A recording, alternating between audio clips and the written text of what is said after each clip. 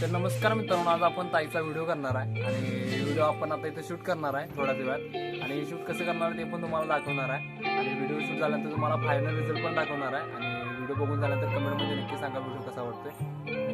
ते आता ताई आपली आली आहे बघा, ताई आता मिटून आली आहे, ताईचा आपण व्हिडिओ काढणार आहे।